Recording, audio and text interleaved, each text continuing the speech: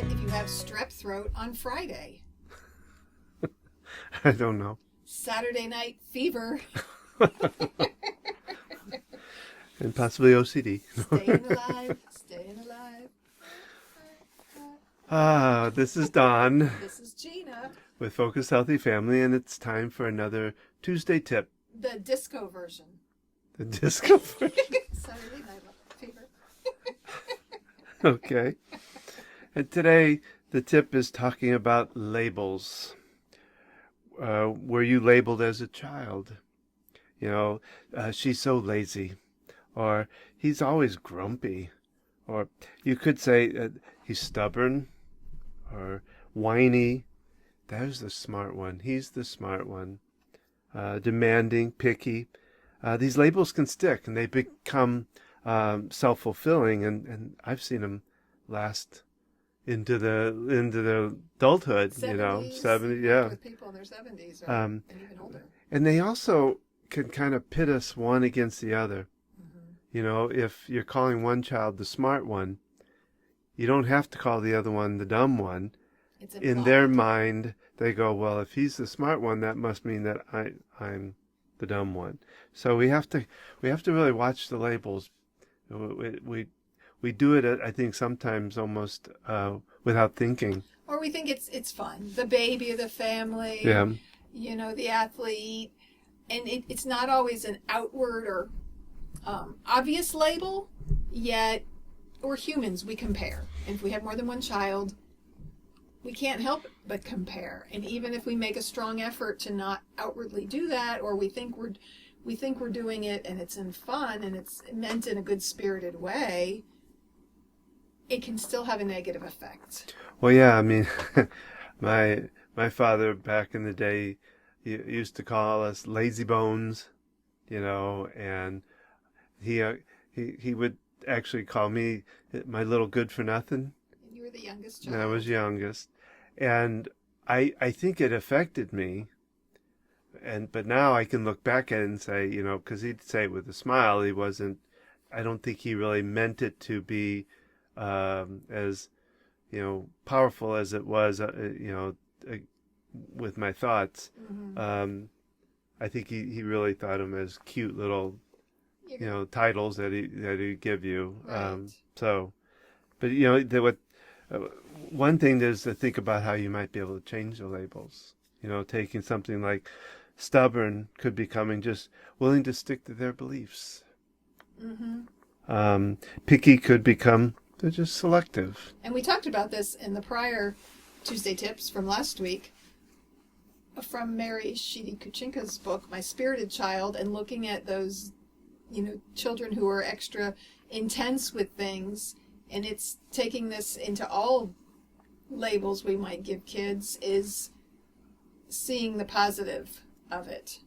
Well, I remember I think with our youngest one, I think you know, they were cautious around people, but I would, you know, have people, you know, see them and go, oh, shy. Yeah, it's a shy child. And I would always correct and say, no, she is just cautious. Around strangers. You know, and then I would say, wouldn't you be, if somebody came up to you and got in your face, wouldn't that be a little odd for you? And you know, it's a contradiction.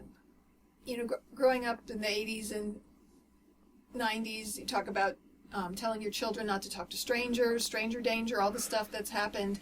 And yet, if a stranger says something to your child, and even someone the child barely knows, you know, if it's your friend, it's still a stranger to the child. And they don't respond, and then they get labeled shy. It's like, wait a minute, there's a double standard going on. You're saying don't talk to strangers, but then you're labeling that same kid when they don't speak up.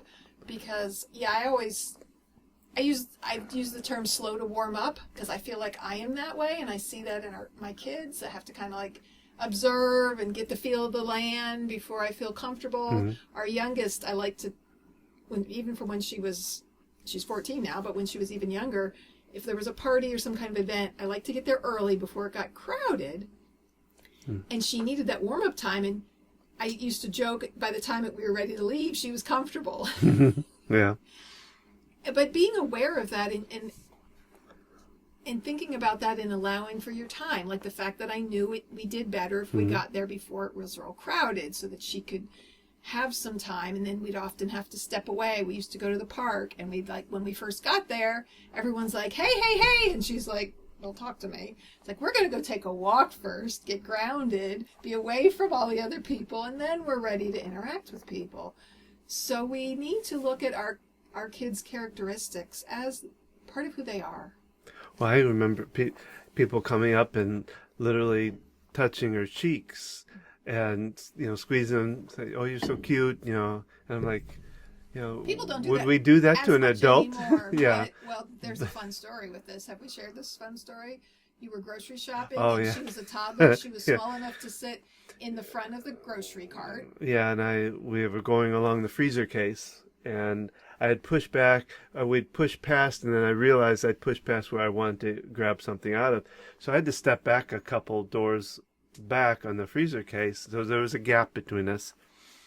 And this poor lady, she walked in between to get something from one of the cases right in front of our youngest, and looked at him and said, "Oh, hi," or "You're so cute," and she let out this, you could almost imagine the scream was so loud that the hair goes back, the skin kind of pulls back, and the lady turned to me with this look like, what the, and I said, I'm sorry, you just can't like put yourself in front of her face like that. Did you say that? Well, I said something about, it's just tough for her when somebody gets in her face.